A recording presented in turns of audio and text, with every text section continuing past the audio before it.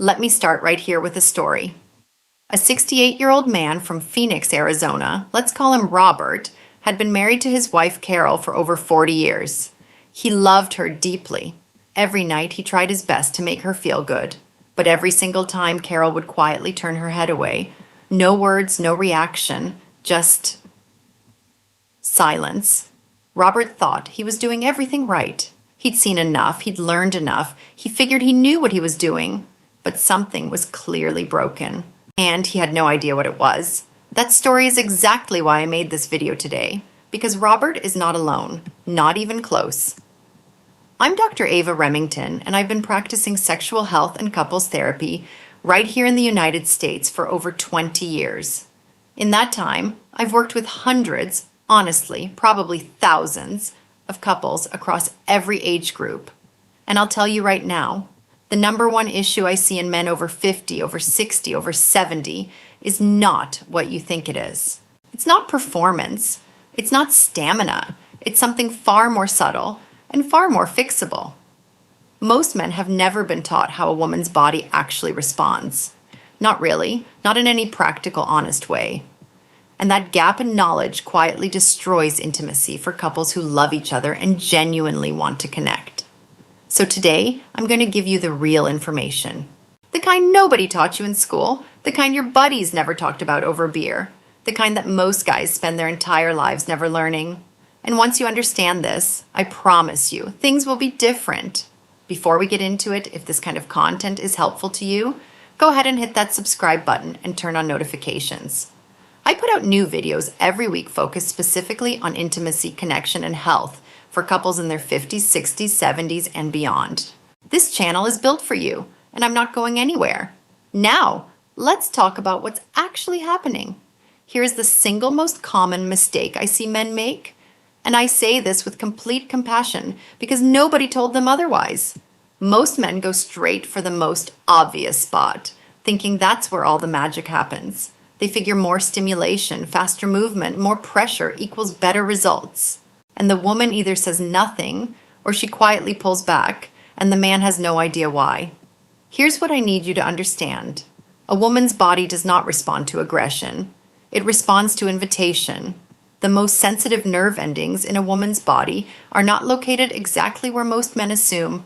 The real trigger point, the one that, when activated correctly, causes a full body response unlike anything else, is the soft tissue surrounding the clitoris, particularly the posterior region. That area has an incredibly dense concentration of pudendal nerve branches. When stimulated the right way, it can cause a reflexive response that moves through the entire pelvic region. But here's the catch. If you stimulate that area too hard, too fast, or too directly, the body doesn't open up. It shuts down. The muscles tighten. The nerve endings go numb, and your partner either feels pain or feels nothing at all, and she will almost never tell you. She'll just go quiet. She'll just wait for it to be over. I've heard this from women in my office hundreds of times. They describe lying there, hoping it ends soon, while their partner genuinely believes he's doing a great job. That disconnect is heartbreaking, and it is 100% fixable. So let me walk you through the exact framework I teach my clients. There are 5 stages, and they build on each other. Do not skip stages. Do not rush. The whole point is the progression. Stage 1 is about the outer labia, the outermost area. This region is comparatively less sensitive than what comes later, but it is absolutely critical for one specific reason. It releases psychological tension. Think of it like warming up an engine before you drive in winter. You wouldn't just gun it from a cold start. You let it warm up. That's what this stage does. Use your lips here, not your tongue. Press gently, slowly, like you're saying something kind without words. If you pay close attention, you'll notice her breathing start to shift. Maybe it gets a little deeper, a little slower. That change in breathing is your green light. That's her body saying, okay, I'm starting to trust this. Do not move forward until you feel or hear that shift.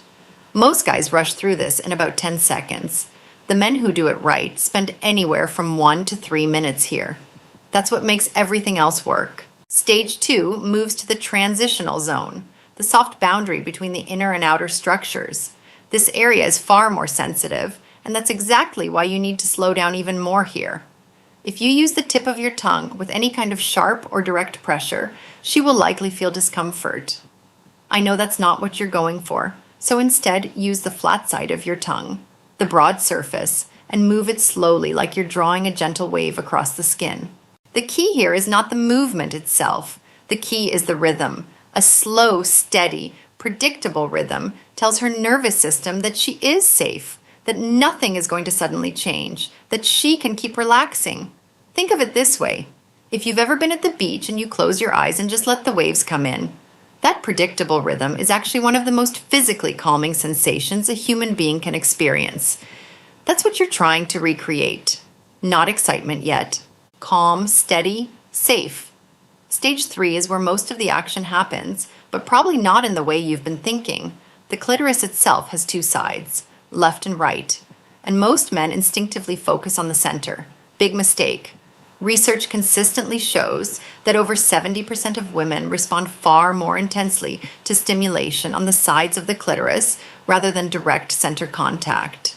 The nerve branches that run along the sides are more accessible, less protected, and when stimulated with a rhythmic lateral motion, they trigger that involuntary hip response. You know what I'm talking about, that slight arch in the back, that unconscious movement. That tells you her body is genuinely responding, not just tolerating. Focus the left side, then the right, not back and forth rapidly. Slow, deliberate, rhythmic attention to one side, then the other. Her hips will tell you when you're in the right place. Stage 4 is breath, and I want you to really hear this because most people completely underestimate it. A woman's body responds to temperature as powerfully as it responds to touch. When you incorporate warm, slow breath into what you're doing, not hot, not cold, but warm, the way your breath feels when you exhale slowly through your mouth, you activate a secondary layer of nerve response that touch alone cannot reach. Here's the practical application. Don't hold your breath. Don't get so focused on technique that you forget to breathe. Keep your breath slow, steady, warm. Let it become part of the rhythm. When your tongue movement and your breath are synchronized, what happens is remarkable. The pelvic floor muscles begin to naturally release. The internal tension that most women carry, especially women who've had complicated histories with intimacy, begins to let go. And when those muscles release, the first wave comes. Stage 5 is the most counterintuitive thing I'm going to tell you today, and it's the stage that almost no man ever uses. It is the pause. Here's the science behind it. When stimulation stops suddenly, the nervous system doesn't just go back to neutral. It registers the interruption and immediately begins preparing for what comes next. It's like the body takes a breath before a larger exhale. The nerve endings reset, the anticipation builds, and the next wave of stimulation lands with dramatically more intensity than if you'd never stopped at all. So what you're going to do is this. When you sense her getting close to a real response, and you'll know, because her breathing will change, her muscles will tighten slightly, she'll go quiet in a very specific way. You stop, not for long, 5 to 10 seconds, maybe a breath or two, and then you slowly, gently resume. That pause is the difference between a pleasant experience and a full body response she'll remember. I've had clients come back to me and say, I don't know what changed, but she told me it was the best of her life. In almost every case, when I asked what they did differently, the answer was the pause. The 3 pillars of everything I just described are sequence, rhythm, and the pause. Those 3 things done correctly in order will completely change what's possible for you and your partner. Now, I want to share some real stories from people I've worked with because I think it's important for you to see that this is not just theory. These are real couples, real situations, real results. I've changed the names for privacy, but the details are accurate. The first is a man I'll call David. He was 71 years old from right outside Nashville, Tennessee. He and his wife, Margaret, had been married for 46 years. Great marriage by any measure. They liked each other. They still laughed together. They had a full life. But the physical connection had quietly faded over the years. David described it to me this way. She used to reach for me, and then one day she stopped, and I just kind of accepted it. The evening that changed things for David started at dinner. They'd had a simple meal together, pot roast, sweet tea, the usual. And Margaret said something that stopped him cold. She said, "Honey, you don't have to keep trying on my account." David told me that sentence hit him like a punch to the chest, because he realized in that moment that he had been doing something For years, that wasn't working, and neither of them had ever really talked about it. He came to see me the following week. What I told David was simple: start over. Forget everything you think you know. Go back to the very beginning. When he went home that night, he didn't go straight to the familiar routine. He started from stage 1. He took his time. He paid attention to her breathing. He moved through the stages slowly with intention. And about 20 minutes in, Margaret grabbed his shoulder, both hands on, and her whole body trembled. She cried a little afterward, and she said to him, "I didn't know it could still feel like that."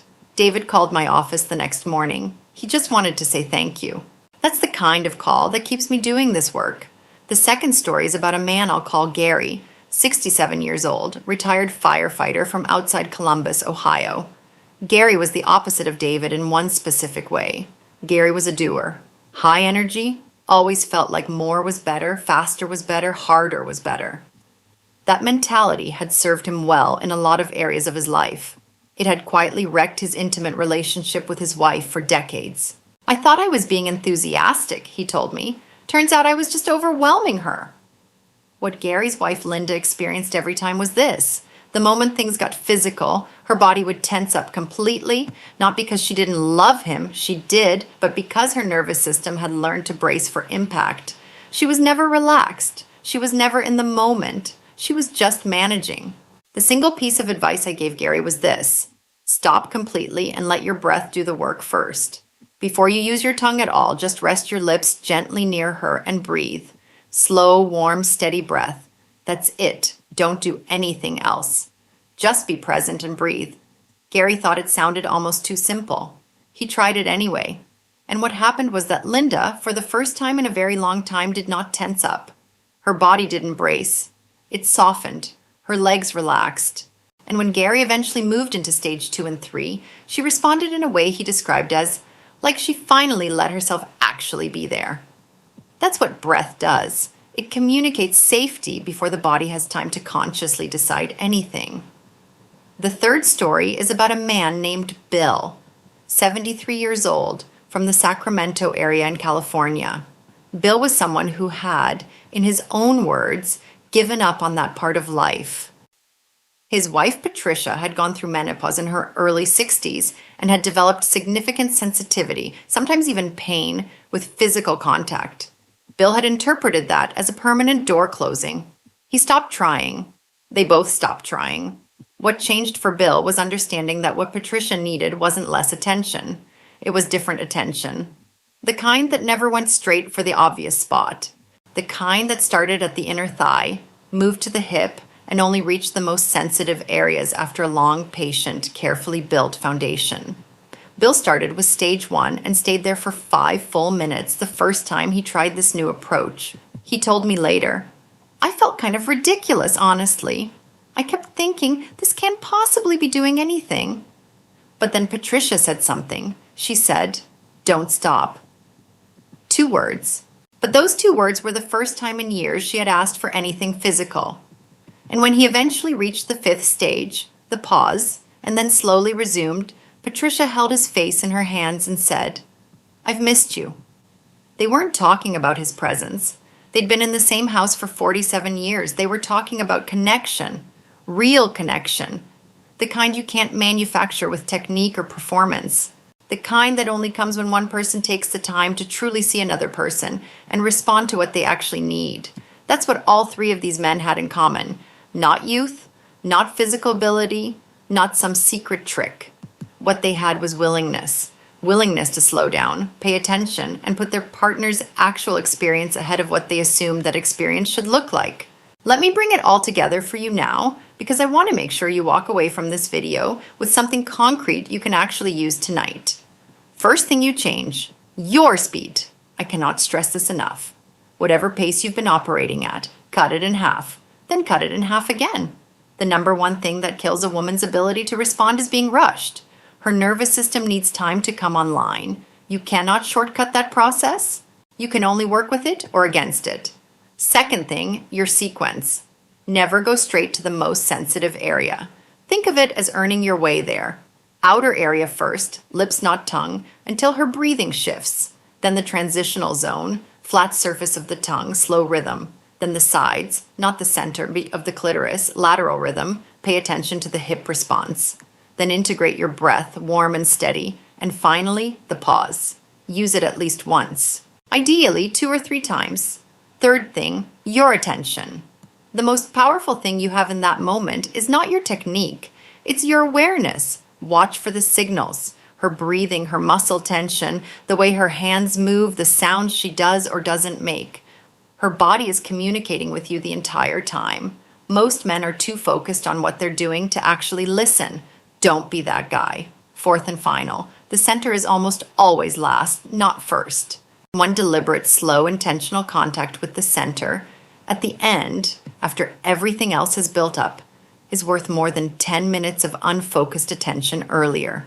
Less is more. Always. I want to say something directly to the men who are watching this and thinking, it's too late for me. We're past that point. That ship has sailed. It hasn't. I've watched couples in their 70s completely rewrite the last chapters of their physical relationship. I've seen men who hadn't genuinely connected with their wives in a decade do exactly that, after one conversation and one honest attempt to do things differently. The body does not have an expiration date on its capacity to feel.